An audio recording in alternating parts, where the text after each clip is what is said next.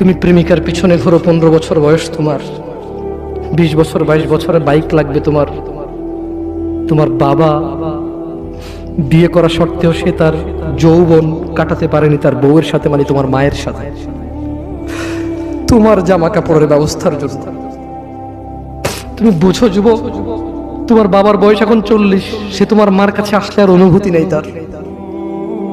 তার শক্তি কমে গেছে। তুমি বুঝবা না যুবক, 15 বছর বয়সে তুমি যত উত্তেজিত, তোমার বাবা 30 বছর বয়সে এরকম ছিল, সে আসতে পারেনি। তুমি পড়বা বলে, তোমার স্কুলের ফি লাগবে বলে, that much he loves you. তোমার বাবা তোমাকে এত ভালোবাসে। জি, তোমার এই খারাপ বাবাটা যে তোমাকে বাইক নিয়ে দেয়নি, তুমি নষ্টামি করো, মেয়েদের পিছনে করো, মোবাইল রিচার্জ করে দাও মেয়েদের, তোমাকে যে ডেইলি 500 টাকা করে দিতে পারে না।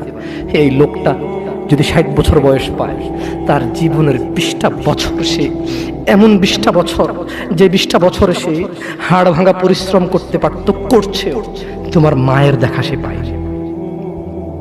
এমন মূল্যবান যৌবন 20টা বছর দিয়েছে, 50 বছর বয়সের দেশে আসছে।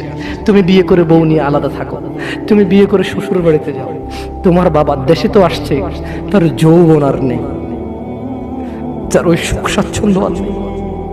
তোমার যৌবন তৈরি করেছে তার যৌবন দিয়ে। এই মুহূর্তে কোটি টাকা দিলে কি সে যৌবন কিনতে পারবে? তোমাকে তোমার বাবা এত ভালোবাসে, আর আল্লাহ বলছে তোমার এই বাবা, যে বাবা ঘুষ খেয়ে তোমাকে মানুষ করার চেষ্টা করে বিদেশে পড়ালেখা করানোর, যে বাবা এই এলাকার চেয়ারম্যান হতেই হবে, না হলে নয়, এতগুলো মানুষের দায়িত্ব নিচ্ছে, অথচ সে নিজেও জানে দায়িত্ব পালনে সে ব্যর্থ হবে, শুধু তোমাকে R15 কিনে দেওয়ার জন্য, শুধু তোমাকে বিদেশে পড়ানোর জন্য। এত মূল্যবান, এত আদরের বাবা। আল্লাহ বলছেন যে ইউবাসসারুনাহুম ইয়াওয়াদ্দুল মুজরিম ও মুহাম্মদ